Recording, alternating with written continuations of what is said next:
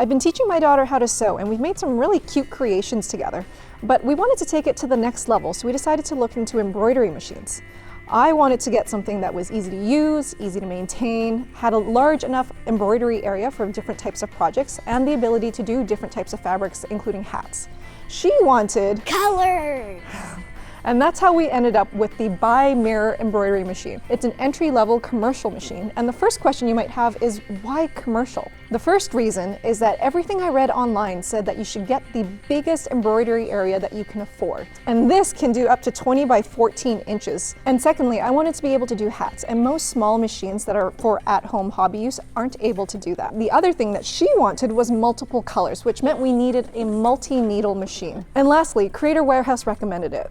It's a no-brainer at that point. They had friends in the embroidery industry who said that the BAi brand was basically a copy of the Tajima brand, which is the ultimate embroidery brand, but at a fraction of the cost. And this checked out. When I went to the local suppliers, I saw Brother brand machines where they had 6 needles that were double the cost of the BAi Mirror machine, which has 15 needles. The online ordering process was actually really simple. I just went online, placed my order, and I actually picked it up at a local warehouse and saved $800 in shipping, which was amazing. But it meant that Linus and 2 other guys had to finagle this machine out of the back of the minivan, which was not great because it weighs about 260 pounds, just for the top half. Assembling it was really easy though. The top half didn't require very much assembly. We just had to install these handrails. And then for the bottom half, it was as simple as a few thumb screws, and we added the feet and the wheels on the bottom so that we can actually move the machine. And it also came with all of these accessories that you see here. So the first one was the toolkit, a set of bobbins that are pre-wound for us, some extra needles, some stabilizer, some oil and sewing oil. Some threads. Oh yeah, it came with 4 different threads. It also came with 2 sets of hoops. The 2 sets are exactly the same, and I think the reason for that is because when you have something installed and the embroidery machine is working on it, you can be getting ready to prep the next hoop to use. And it also came with the hat stations to be able to do hats. We haven't used them yet, but we're excited to try. Now it's time to turn it on. After lots of reading online and watching tons of YouTube videos from their website, I finally figured out how to use this machine. The first step is what Kat did, which was turn it on. This machine actually uses a regular 120 volt power plug, so we didn't have to do anything special for the electrical in here to get it to work, which is amazing considering most people who buy this machine start with it in their home as kind of a side hustle business. The next step, oiling it. We see like a little knob in here. You pull on it and pull out the bobbin. Here's the bobbin, thread's low. You should note that. And then you put 3 to 5 drops of sewing oil in the bobbin area, and we can pop it back in there and push till it clicks. Next, we have to oil this part. Voila! One thing that I find really annoying is that this plate doesn't have pre-made holes in it so that you don't have to unscrew it and screw it back on every single time you oil it. I've seen lots of people make their own and there's just pre-done holes.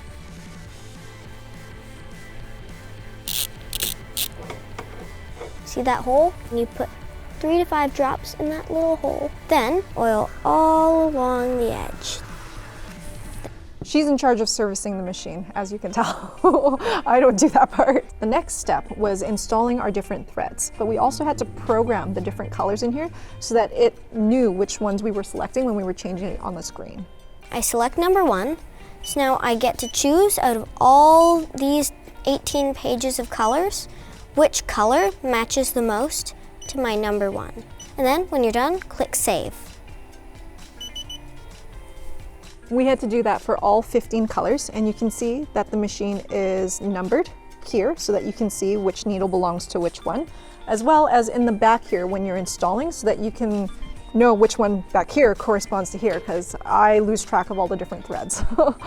The next step after that was connecting it to Wi-Fi so that we could upload patterns. It did come with a little USB stick, but it just seemed way simpler to connect it to Wi-Fi and get started. This is the online software. It's very, very basic, but it works. You just click upload pattern, and then you drag and drop into here, or you can click here and open whatever file it is that you've got. They're also working on their own digitizing software, but it is extremely basic right now.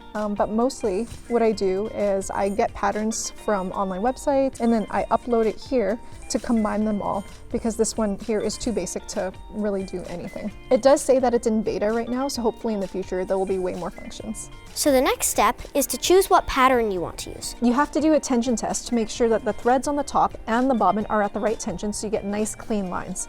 Now that the machine is all set up, we have to actually get the fabric all set up to put inside the machine. One thing that's really nice about these frames is that the sizes are written right on the frame and that corresponds with the machine. So it's really easy to make sure that you've picked the right one. So you'll need 2 pieces of stabilizer that fit in the hoop. The reason you need stabilizer is because it makes the fabric more stable when the machine is going back and forth through the fabric. Grab your stabilizer. And then you put the fabric on top, and then you put the front one on, and then you press. You tighten the back of the hoop.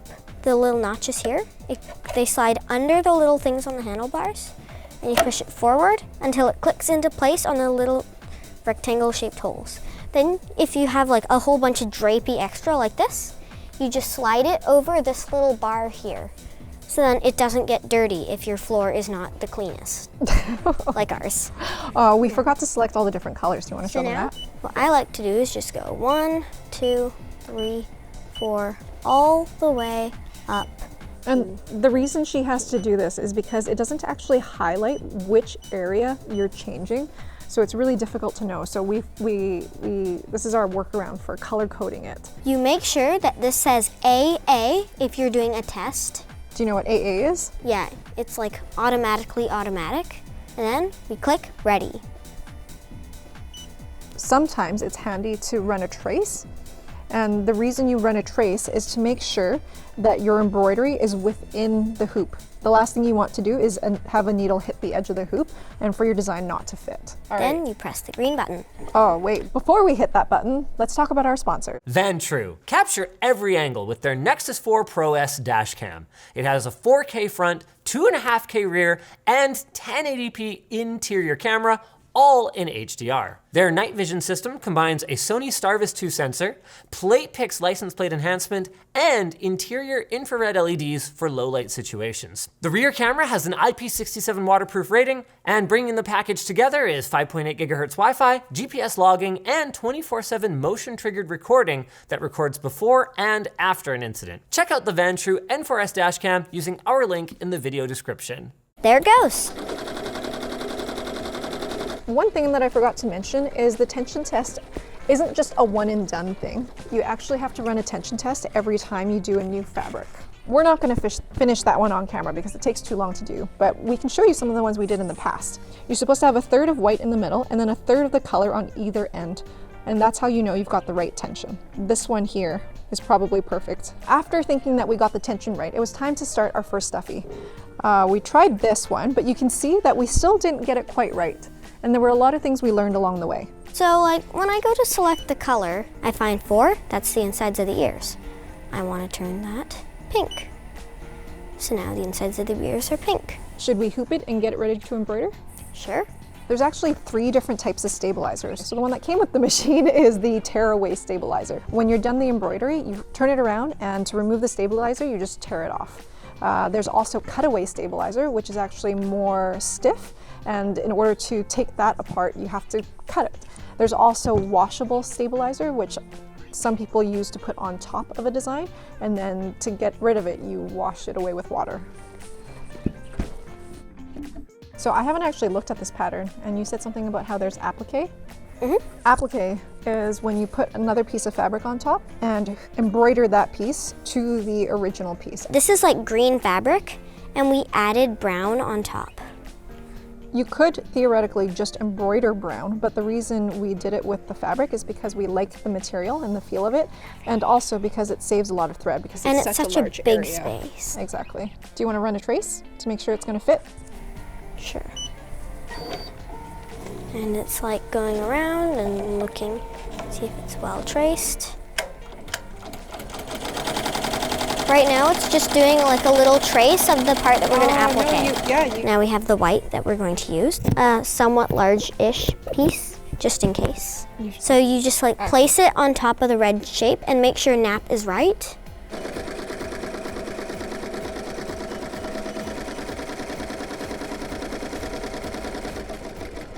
We haven't, there's actually an applique feature on here, but we haven't figured out how to use that either. So I just stick my hand in here and I try to cut it. You shouldn't. I know, sorry. Now, go. The little screen shows what it's done so far. Oh, we got an error, tension break. So when a tension break happens, it doesn't actually tell you what's wrong, so you kind of have to figure it out yourself. My guess, because we noticed that the bobbin was low earlier, was that we've run out of thread on the bottom. Ta-da! Thank you. This machine does have the ability to actually go backwards or forwards in stitches and retrace an area that got missed. Theoretically, you should be able to put the hoop in, set it to go, and just take off and do something else for a bit and then come back later to a finished design. One thing that I do recommend is just making sure you're nearby. You can be doing something else, but the minute you hear an error like that, it's nice to be able to come back right away and deal with it. Otherwise, you'll come back 2 hours later expecting it to be done, and then it's not done because you have to deal with the error. Does it give you a time estimate? It does not give you a time estimate, but theoretically you can figure that out because it tells you the number of stitches this design is, and then it tells you how many stitches per minute you're going or you're running at. So this design is about 5,000 stitches. Right now we're running it at 700 stitches per minute, so about 7 minutes. I know that I say you can go away and do something else, but honestly, it's mesmerizing to just sit here and watch. We've had to do a little bit more complicated troubleshooting before. For example, we couldn't get our laser to start working, but watching the online videos and honestly, the Facebook community has been amazing. There have been a couple times where I've reached out to the support team on WhatsApp and they were in a different time zone, so it took a little bit longer to respond to me, but when they did respond to me, it was back and forth really fast. Some machines do have local suppliers and technicians that can help repair, but I think this machine, their intention is that it's all DIY and you figure it out yourself. But what happens if a part breaks? That's the part that I'm not sure. Do they ship it to me? How long is that going to take? Is it going to be easy for me to figure out? So far, I haven't had any of those issues. Everything has been really simple day-to-day operation issues, but if a part inside here breaks, what do? We have to learn how to digitize. So right now, we are just buying embroidery files and It's done. using them. Yes, it is done. Yeah, right now we're just buying embroidery files and they cost maybe like $3 to $5 each time, but that's still $3 to $5 each time. So recently I downloaded a free software called Inkscape and Inkstitch, and I've been trying to do my own files, but it's been a really tough learning curve. Let's tear the tear away. So you grab it, pretty much. I feel like every time we use the machine, we're learning something new, whether it's learning a new fabric or learning a new design where it sews itself together, which is cool, or learning how to applique. What else have we learned? Well, we learned how to hoop the fabric. Yeah, I feel like that's a constant learning process. So the end goal for us here is to A, learn something new together, and B, start a side hustle so I can teach her about business. She's had people request animals or people before, and so if we can turn her sewing hobby and embroidery hobby into something that funds her next hobby, that's a plus in my books. In order to run the side hustle though, there's stuff that we have to figure out. Consumables, like where do I get blank hats, maybe lttstore.com, and blank shirts or sweaters. I also have to figure out where to buy stabilizer, all the different types of stabilizer that we talked about earlier. I might need to look into getting better hoops. If it takes this long every single time to hoop something, that's not very efficient. But I feel like all of that is to come later once we get the basics going. And part of the basic that we need to figure out is pricing. There are tons and tons of guides out there, including from BAi itself or from Maggie Frames, one of the magnetic hoop manufacturers. And there's lots of online posts in the Facebook embroidery chat that go back and forth about, hey, how do you price for this or how do you price for that? I've seen people say that they charge about $15 for 5,000 stitches. If we're running at 800 stitches per minute, that's approximately $140 an hour. Now, that sounds like a lot, but we haven't factored in any of the consumables and my time yet, or the cost of the machine, or rent if you're renting a space. So lots to figure out still, but it sounds like it could be something really good. I mean, look how far we've come so far, from doing little felt eyes to doing little embroidered eyes. So I think we'll get there. So how much does it all cost? Well, it was about $5,400, but I saved $800 because I picked it up, so it was about $4,600. And that sounds like a lot, and it is a lot, But when you consider some of the other machines that were capable of doing the same things, they were literally about $20,000 to $40,000. So it's a huge savings from that perspective. Even the at-home machines were about $800 to start, and they only did a single color, which meant that every single time you wanted to change a color, you have to change the thread, which is extremely time consuming, especially if you're actually trying to turn this into a side hustle. So I'm hoping once we figure out the next learning curve for this side hustle thing and pricing and all that, we'll actually be able to help recoup some of that cost. And here's the finished product. Now I'm going to fill it up with stuffing, and then I get a needle and thread and I just close the hole. That is so cute. Okay. Thanks for watching. Make sure to check out lttstore.com. Bye!